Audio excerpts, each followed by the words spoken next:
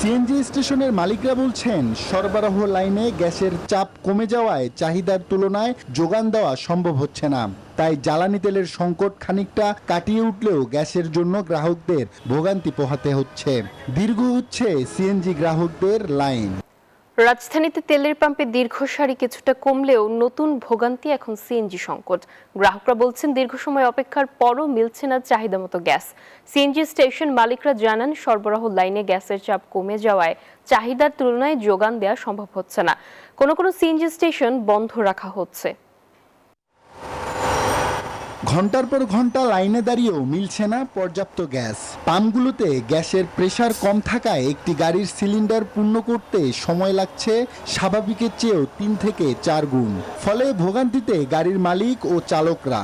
একদিকে যেমন চালকদের কর্মঘণ্টা নষ্ট হচ্ছে, অন্যদিকে টান পড়ছে আয়ের ঝুলিতে। বাড়ছে সিএনজি চালিত যানবাহনের ভাড়া।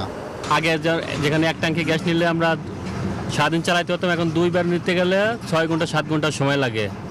আর সাধারণত রাত্রে যদি গ্যাস নিতে যায় 5 থেকে 6 ঘন্টা সময় লেগে যায়। 6টা থেকে 9টা পর্যন্ত বন্ধ থাকাতে এটা আমাদের উপরে একটা চাপ পড়ে গেছে।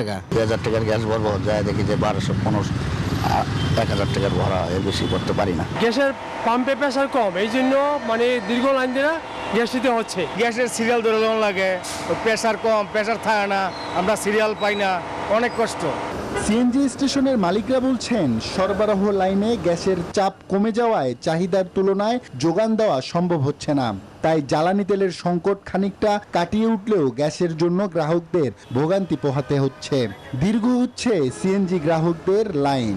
মেইন প্রবলেম হচ্ছে যে লাইনটা, ওই লাইনেই আপনাদের গ্যাস পাওয়া যাচ্ছে না। গ্যাসের প্রেশারটা যদি ইনাফ না থাকে তা আমার মেশিনও স্টার্ট হবে না।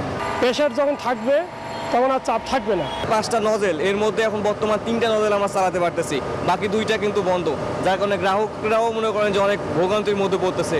সংশ্লিষ্টরা বলছেন, জ্বালানি তেলের সরবরাহ স্বাভাবিক করতে সরকারের তৎপরতা কাজে দিলেও গ্যাসের সংকট নিরসনে দ্রুত পদক্ষেপ না নিলে পরিবহন খাতে অস্থিরতা আরো বাড়বে। এক খাতের চাপ গিয়ে পড়বে অন্য খাতে, বাড়বে সাধারণ মানুষের ভোগান্তি।